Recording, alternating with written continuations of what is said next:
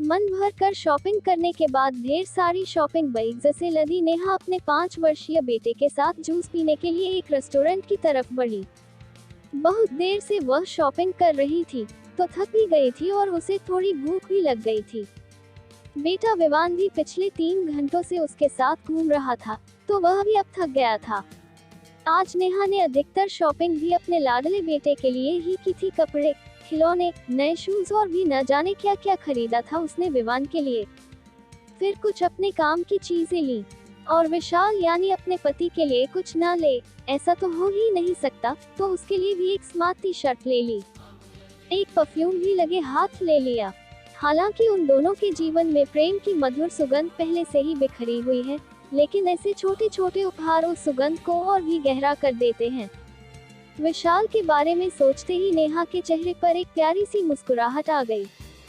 6 साल हो गए हैं उनकी शादी को, लेकिन आज भी विशाल उसे उतना ही प्यार करता है जितना शादी के शुरुआती दिनों में करता था। इस मामले में नेहा खुद को बेहद किस्मत वाली मानती है। विशाल ने ही विवान जैसा प्यारा बेटा देकर उसे परिपूर्ण कर दिया था। प्यार से विवान का हाथ थामे वह आगे बढ़ रही थी कि अचानक एक जाने पहचाने चेहरे पर नजर पड़ते ही वह चौंकी।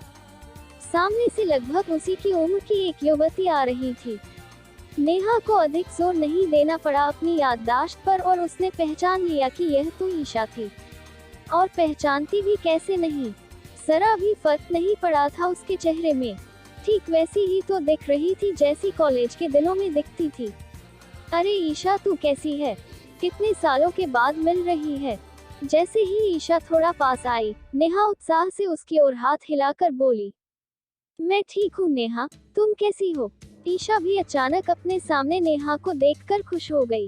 वह भी हाथ में खूब सारे शॉपिंग बैग थामे हुए थी। शायद खरीदारी करने के बाद वह भी रेस्टोरेंट में ही जा रही थी। कहाँ जा रही है? शॉपिंग हो गई क्या तेरी? नेहा ने पूछा।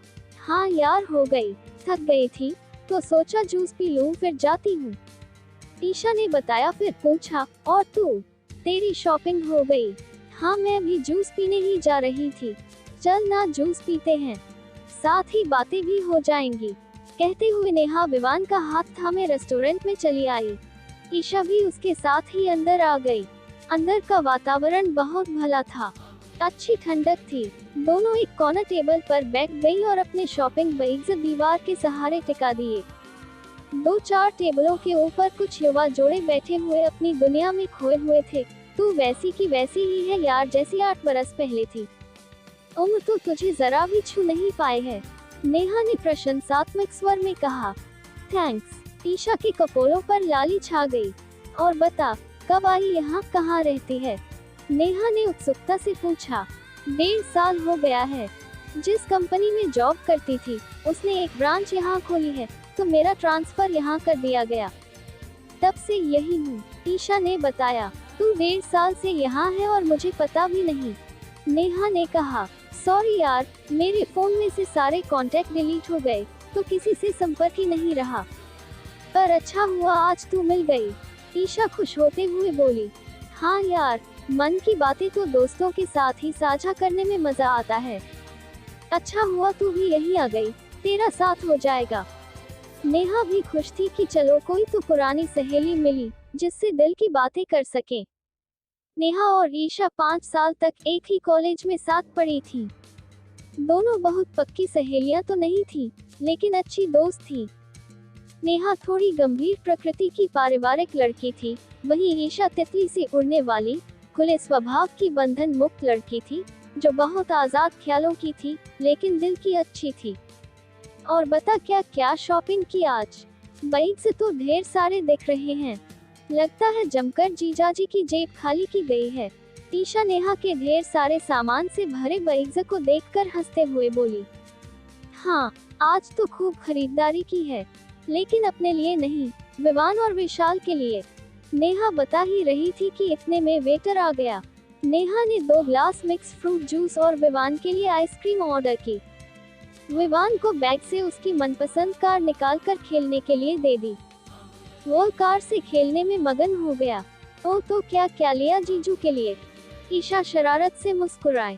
ज्यादा कुछ नहीं, बस एक टी शर्ट पसंद आई, तो ले ली और विशाल की पसंद का एक परफ्यूम।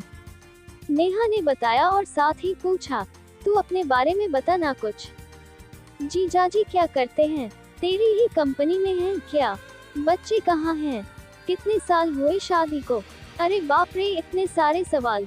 तूने तो सवालों की राइफल ही तान दी मुझ पर। मैंने शादी नहीं की यार, तू तो जानती है मैं बंधन पसंद नहीं करती, स्वतंत्र रहना चाहती हूँ। ये परिवार का झंझट मुझसे नहीं होता। ईशा बोली, परिवार तो सबके लिए जरूरी है, यूं अकेले जीवन नहीं काटा जा सकता ईशा। शादी तो हमें एक मजबूत नींव प्रदान करती है जिस पर हम अपने सपनों का घर बनाते हैं। फिर बच्चे भी तो जरूरी हैं, उन्हीं से तो जीवन की रौनक होती है। नेहा ने उसे समझाया, भाई मुझसे तो ये सब होगा नहीं, मैं किसी के इशारों पर नाचने वाली गुलाम बनकर नहीं रह सकती, मैं किसी की सेवा टहल नहीं कर सकती, मैं तो स्वतंत्र रहना ही पसंद करती हूँ। ईशा मस्ती से बोली, किसने कहा कि शादी का मतलब किसी के इशारों पर नाचना होता है या किसी की गुलामी होता है? ये तो एक खूबसूरत बंधन है जिसमें हमें भी तो अपना सुख दुख बांटने वाला, परवाह करने वाला साथी मिलता है। आज नहीं तो कल एक साथी की जरूरत तो तुझे भी पड़ेगी ना। सारा जीवन यूं अकेले तो कट नहीं सकता। नेहा का मन उसकी बातें सुनकर थोड़ा उचट गया था। साथी की क्या जरूरत है यार, मेरा बॉस संजय मेरी हर जरूरत का ध्यान रखता है, ना पैसे की कमी है ना किसी दूसरी बात की। पता है, एक शानदार फ्लैट लेकर दिया है उसने मुझे और आज शॉपिंग करने के लिए पैसे भी उसने ही दिए हैं। डायमंड ईयर रिंग्स लिए हैं मैंने आज, ईशा ने बेझिझक बताया। तभी वेटर जूस के ग्लास और आइसक्रीम का कप टेबल पर रख गया। नेहा ने विवान को आइसक्रीम दी। तू बोल्ड है शुरू से, वह तो ठीक है, लेकिन तुझे नहीं लगता कि ऐसा अनैतिक संबंध ठीक नहीं है? संजय क्या आगे तुझसे शादी करेगा? नेहा का मन खिन्न हो गया था। वह तो पहले से ही शादीशुदा है और वैसे भी मुझे भी कहाँ शादी करनी है उससे। ईशा लापरवाही से जूस के घूंट भरती हुई बोली, क्या शादीशुदा है? तू जानती भी है ये क्या खिलवाड़ कर रही है तू अपने जीवन से? नेहा चौंक कर बोली, छोड़ यार, क्या फर्क पड़ता है? ईशा लापरवाही से बोली, क्या फर्क है तेरे और मेरे जीवन में, रिश्ते में? प्यार तो प्यार है, मैं और संजय एक दूसरे से प्यार करते हैं, अच्छी म्यूचुअल अंडरस्टैंडिंग है हमारे बीच। संजय के साथ जिंदगी बेहद सुकून से बीत रही है, बेहद खुशहाल, मस्ती भरी।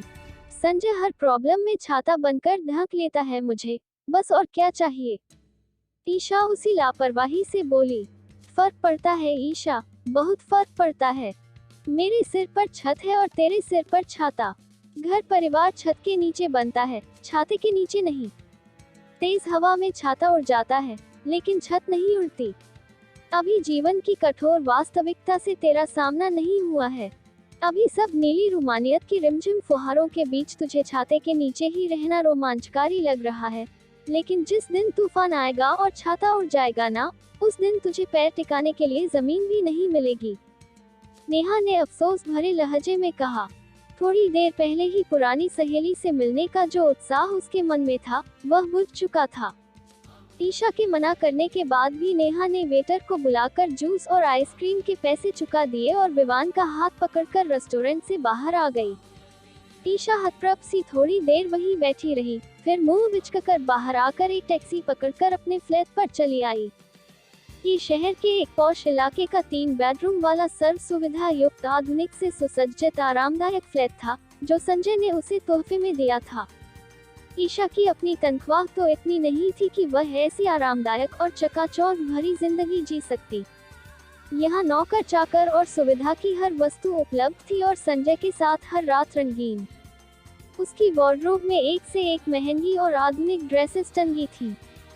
ड्रेसिंग टेबल के ड्रॉवर में महंगी गोल्ड और डायमंड ज्वेलरी थी, जो उसके जन्मदिन पर या वैलेंटाइन डे पर संजय ने उसे गिफ्ट की थी। कुल मिलाकर वह जिंदगी के पूरे मजे लूट रही थी और क्या चाहिए जीने के लिए? ना कोई जिम्मेदारी, ना फालतू झंझट। ईशा की यही सोच थी कि पूरी जिंदगी बस ऐसे ही चैन और आराम से गुजर जाए। वह जीवन की रंगीनियों में ही खोई रहने वाली लड़की थी। क्या हुआ अगर संजय शादीशुदा है और उसे अपने परिवार को भी समय देना पड़ता है, लेकिन ऑफिस में तो दिन भर दोनों आसपास रहते हैं। मौका मिलते ही संजय उसे अपने केबिन में बुला लेता है और हफ्ते में कम से कम 3 रातें तो उसके साथ ही गुजारता है। फिर टूर पर भी तो साथ ले जाता है उसे अक्सर ही। 3 साल से वह संजय से प्यार करती है और वह उससे, और भला क्या चाहिए। ईशा को फिर से नेहा की बातें याद आ गई, लेकिन उसने उन्हें दिमाग से झटक दिया। नौकर उसके लिए चाय बना लाया और रात के खाने में उसकी पसंद पूछने लगा। ईशा अपने भाग्य पर इठलाती चाय का कप लेकर बालकनी में आ बैठी। वह आराम से कुर्सी पर पसर कर गर्मा गर्म चाय का आनंद ले रही है और वहां नेहा बेचारी पति और बच्चे की फरमाइश पूरी करती रात के खाने की तैयारी में जुटी होगी। और ईशा व्यंग्य से मुस्कुरा दी। कहाँ ईशा की हाई प्रोफाइल लाइफ और कहाँ नेहा की वह मध्यम वर्गीय कोल्हू के बैल जैसी गृहस्थी की चक्की में पिसती जिंदगी। इधर अपने घर लौटी नेहा ईशा की बातों से व्यथित थी, लेकिन उसके लौटने तक विशाल के घर आने का समय हो चला था।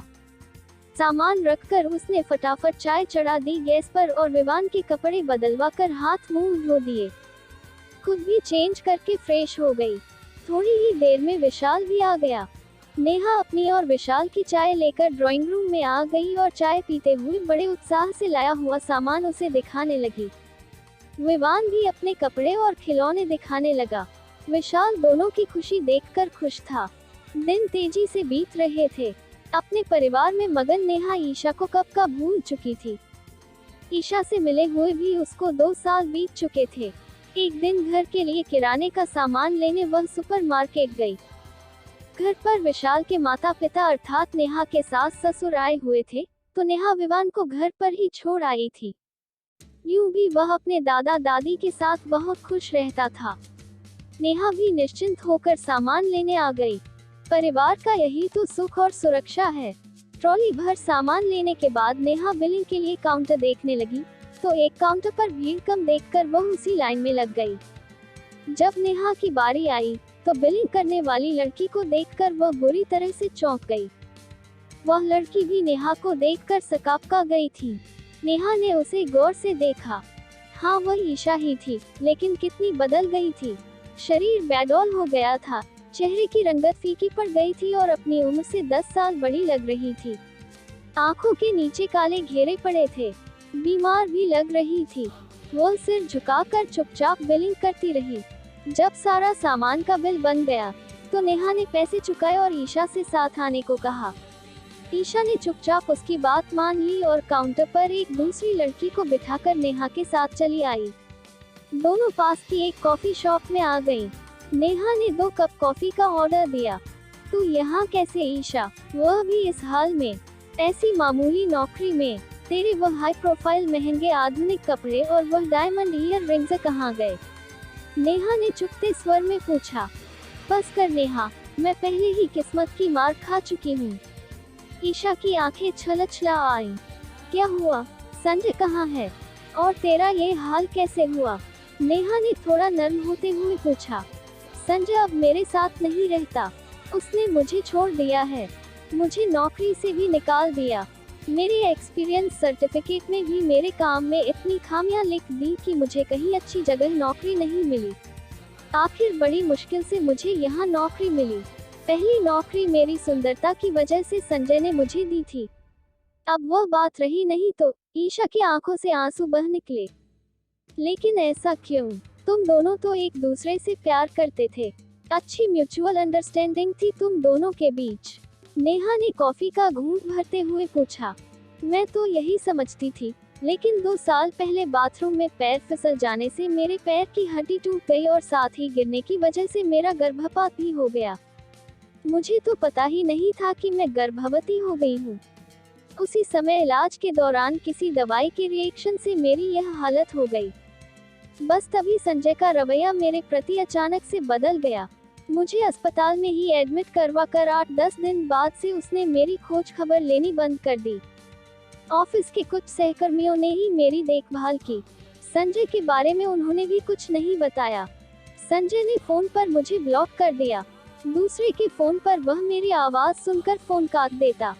2 महीने बाद जब मैं अस्पताल से डिस्चार्ज हुई, तो बिल भरने में ही मेरी न सिर्फ जमा पूंजी खत्म हो गई, बल्कि मेरी चेन व अंगूठी भी बिक गई। जब मैं अपने फ्लैट पर पहुंची, तो मेरे ही नौकरों ने मुझे अंदर नहीं जाने दिया। एक नौकर जो थोड़ा भला आदमी था, उसने बताया कि संजय ने ये फ्लैट मेरे लिए नहीं, बल्कि मेरी जैसी लड़कियों के लिए ले रखा था। मुझसे पहले भी वहाँ 2 लड़कियाँ रह चुकी थीं, जिनसे मन भर जाने के बाद संजय ने मुझे रखा। मेरे बाद उसने दूसरी लड़की को अपने जाल में फंसा कर वहाँ रखा हुआ था। वह नौकर भी उसी के आदमी थे, इसलिए किसी लड़की को कुछ नहीं बताते थे। ईशा ने 2 घूंट पानी पिया और आगे बोली, मुझे ना उसने कपड़े लेने दिए, ना और कुछ सामान। मेरे पुराने कपड़े वह बैग में भरकर पहले ही अस्पताल पहुंचा चुका था। अब वही कपड़े और इयररिंग्स उसने किसी दूसरी लड़की को दे रखे हैं। तो अब तू रहती कहाँ है? नेहा ने पूछा। एक परिवार के यहाँ ऊपर एक छोटा सा कमरा ले रखा है किराए पर, वहीं रहती हूँ, ईशा ने बताया। अपने घर क्यों नहीं चली जाती वापस?